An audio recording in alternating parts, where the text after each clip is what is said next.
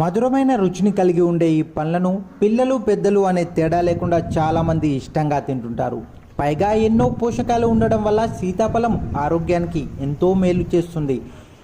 ఇంకా చాలామందికి తెలియని విషయం ఏంటంటే సీతాఫలమే కాదు, సీతాఫలం ఆకులు కూడా ఆరోగ్యానికి బోలెడన్ని ప్రయోజనాలను అందించగలవు.